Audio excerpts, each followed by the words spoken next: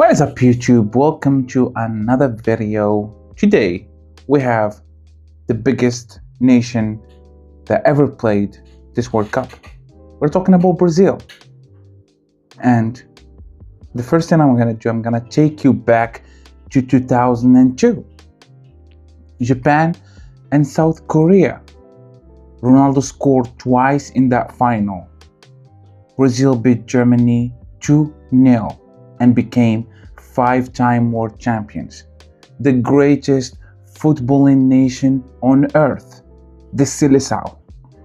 Since that day, 24 years have passed.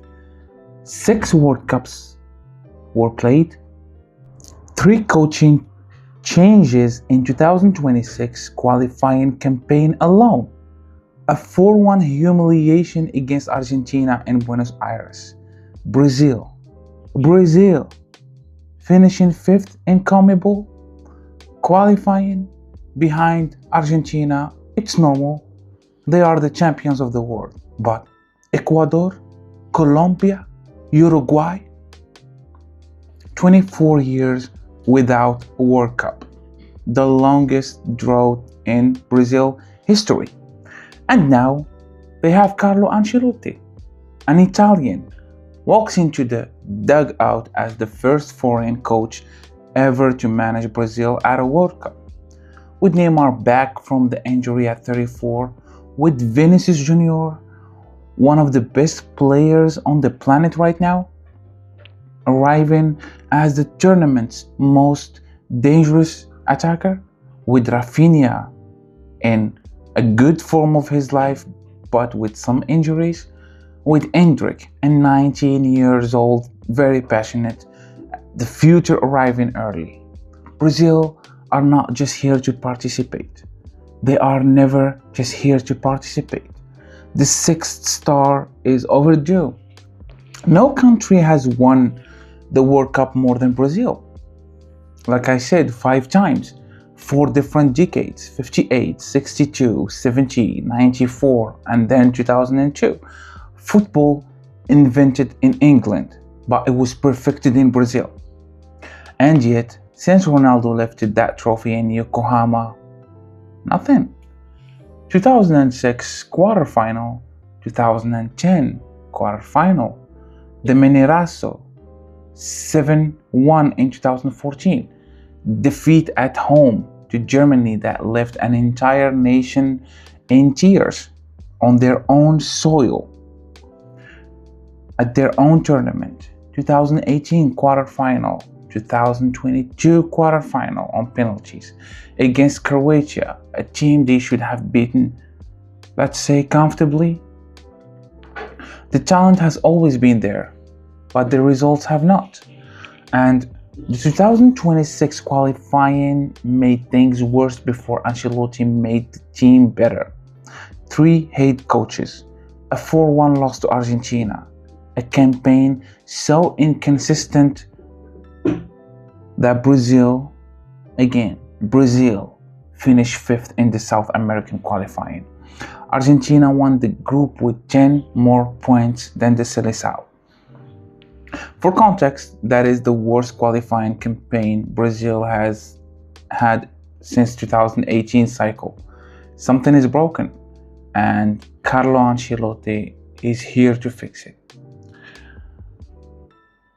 This guy, Carlo Ancelotti, is 60 years old, from Reggiolo, Italy, the first non-Brazilian ever to coach Brazil at a World Cup. When his appointment was announced in May 2025, Brazil split in 2. Half of the country celebrated a proven winner, Champions League titles as a manager, the only coach in history to win league titles in England, Italy, Germany, France, and Spain, a man who has managed Kaká, Pirlo, Lampard, Benzema, Vinicius Junior, a man who handles egos with quietness that most coaches spend their careers learning. The other half of Brazil asked, why does our country need a foreigner? The debate hasn't died. It won't die until Brazil do something or don't. What Ancelotti brings is simple: a structure, a calmness, a tactical framework that allows individual brilliance without sacrificing the defense shape. His 4-3-3 and 4-2-3-1 systems give players freedom within framework, which is exactly what Brazil have historically lacked. Beautiful, chaotic, and controllable under Ancelotti. Beautiful, controlled, and dangerous. His results so far: friendly win over Colombia, Chile, a defeat to France in March, sealed qualification with 1-0 win over Paraguay. Vinicius scored the only goal, slim but true. He's unproven at international level so far. That is the honest caveat. European club management and international tournament football are different animals. He's about to find out how different. Let's talk about the most debated conclusion in this entire squad. Neymar Junior. Santos, 34 years old, Brazil all-time record scorer with 79 international goals, the most expensive transfer in history when he went from Barcelona to PSG in 2017, 3-time South American Footballer of the Year, one of the most talented players of his generation. He scored the only goal against Croatia in Qatar 2022, but he saw Marquinhos missing that penalty shootout against Croatia, and the tournament ended before it ever began. In 2023, an ankle surgery, 2024, ACL surgery, out for over a year.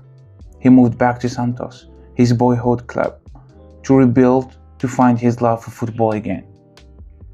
Ancelotti could have left him out. Some argued he should have.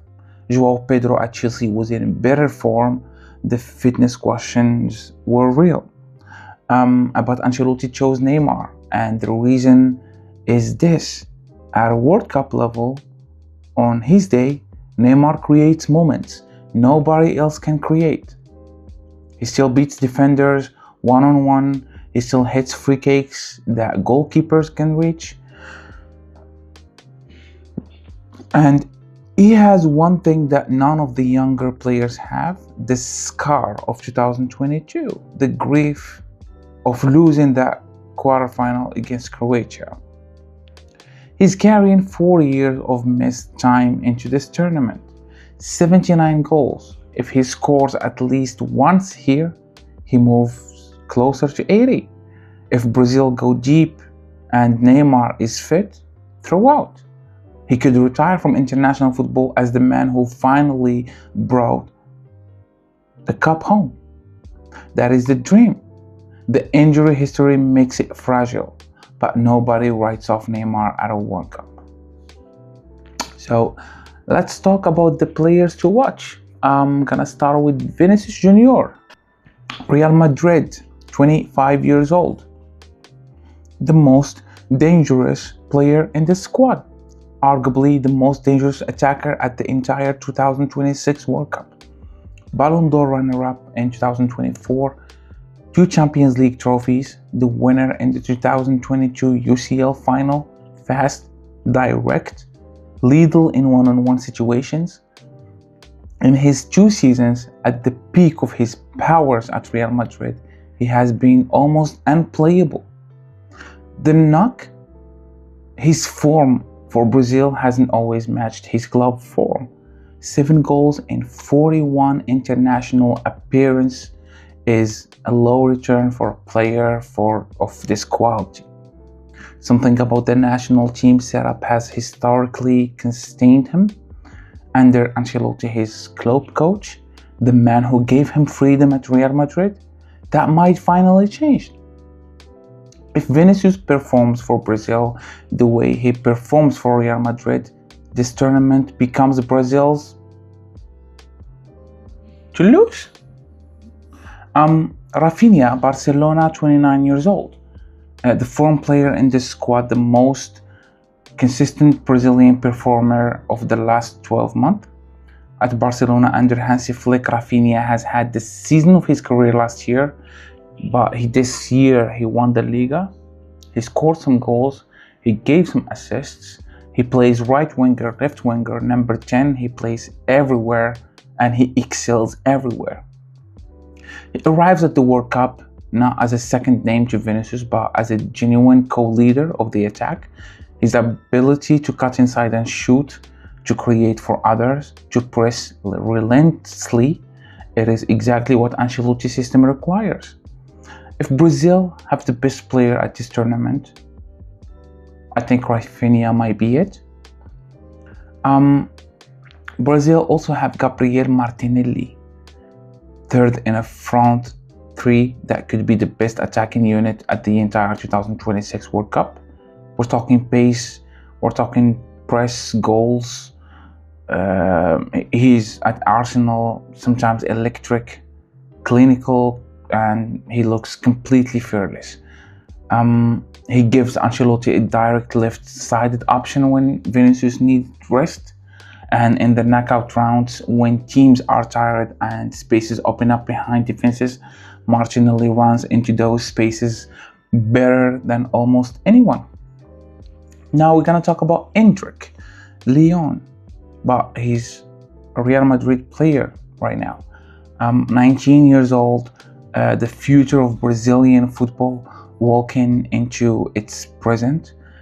Real Madrid paid extraordinary fee for him before he was even 18. He spent the first half of 2026 on loan at Lyon, scoring goals and growing into European football. He's 19, he has 11 international goals in 27 appearances. He does not feel like a teenager, like debutant. He feels like someone who was born for this level. At this World Cup, he will not start every game, that's for sure, but when Ancelotti needs a spark from the bench in a tight knockout match, Endrick is the option that keeps defenders awake at night. Then we have the Champions League winner, Marquinhos. PSG captain, 31 years old, the quiet leader, 4 World Cup appearances. He never won one, but he's the captain of the squad that carries 24 years of expectation on its back. Marquinhos is not the most explosive player in this team. He is not the most important. He's the composure under pressure, his communication with the defense, his ability to keep the team grounded when a tournament starts going wrong. That is prices at a World Cup. Let's have some notable absences that Brazil will not have at this World Cup, and we're talking about some big names: Rodrigo, Real Madrid; Militao, Real Madrid; Estivao, Chelsea; Thiago Silva. He was dropped by Ancelotti and made it official the end of an era, and handled without ceremony. Brazil found themselves in Group C, and the opening game they will have it in East Rutherford in New Jersey against Morocco on June 13th. Brazil versus Morocco, the 2022 semi-finalist, the first African team ever to reach that stage, in one of the most electrical atmospheres in North America. But Morocco have had their own pre-tournament drama. Their previous coach Gregi resigned in March, and right now they have Wahbi, who stepped up. But their squad is still talented. We're talking about Hakimi, Brahim Diaz, Bunu, Amrabat, a lot of players. For Brazil, this is a statement game. A win here tells the world the Seleção are serious. A draw tells the world Ancelotti's Brazil are still finding themselves. A loss, unthinkable. But this is the exact kind of game where Brazil's inconsistency in big moment has cost them before. The game nobody wants to miss. In New Jersey, on June 13, Brazil-Morocco. Write it down. The second game will be Scotland in Massachusetts in June 19. Scotland's first World Cup since 1998. An emotional, proud footballing nation back on the biggest stage. But this is not a contest on paper. Brazil have too much. The only risk here is rotation. If Ancelotti rests key players after the Morocco game, Scotland will press and make it uncomfortable. But Brazil have the depth to handle that. The third game, Haiti. Haiti first World Cup. Another historic moment for the Caribbean football. Another comfortable win on paper for Brazil. Prediction, Brazil top Group C. Morocco gives them a proper test in the opener. Scotland and Haiti are handled. 3 wins, 9 points into the knockouts. Full confidence? We never know. Here's the truth about Brazil at the World Cup. They have never lacked talent. They have consistently lacked the tournament mentality that converts talent into trophies. In 2006, better squad than Italy, who won it. 2014, better squad than Germany on paper. 2022, better squad than Croatia on paper. The pattern is real, and the difference this time is Ancelotti. He has been in the Champions League semi-finals and finals more times than almost any other coach alive. He has managed Kaká at his peak, Benzema at his peak, Vinicius at his peak. He understands how to manage a squad across 7 games without losing energy, focus, or cohesion. The round of 32, 1. No opponent from the third place pool stops Brazil's attack. Round of 16, France is most likely elite opponent here, given the bracket, and it will be different from the March friendly, a knockout game with Ancelotti against his former federation, Vinicius Mbappe, Raphinha, the best defense in Europe. Watch every second. Quarterfinal, this is where Brazil always find the wall. 2006, 2010, 18, 22, all ended here. Under Ancelotti, with this squad, they have the tools to break through. But the mental test is the same test it has always been. Semi-final, final, 6th World Cup. If Vinicius is at Real Madrid level, Raphinha can Barcelona form. If Neymar stays fit and finds one magical moment when it matters, Ancelotti's structure holds under the pressure of 7 tournament games, then nothing can stop Brazil. So let's be straight here. Brazil are not the overwhelming tournament favorite they once were. France is more consistent. Argentina are the defending world champions. Germany, they looked more organized. Spain have the best technical midfield in this tournament. But Brazil have the most dangerous attacking unit. Arguably one of the best goalkeepers in the tournament, and a head coach who has never lost a final. The minimum that people are waiting from them is a quarterfinal. If we're gonna be realistic, is a semi-final. And the dream is to be champions. The 6th start. Brazil have always had a player who defined a generation. Pelé, the entire team of the 70s, the standard against which all football is measured. Romario 94, Ronaldo Nazario 2002, coming back from a brain seizure and a personal chaos to score twice in a World Cup final. Each time when Brazil needed a defining figure, someone stepped forward. Is it Vinicius Junior finally delivering for his country the way he delivers for his club? Is it Raphinha, a player that been in good form for the past 2 years for Barcelona? Is it Neymar, 34 years old, carrying the grief of 2022? Is it Endrick, or is it Ancelotti, the Italian who walked into the most complicated job in football and said simply that he was here to win? 24 years, 6 World Cup without a title, the most celebrated football nation in history of the sport, looking for the 6th. Thank you for watching. Don't forget to like and subscribe, and peace.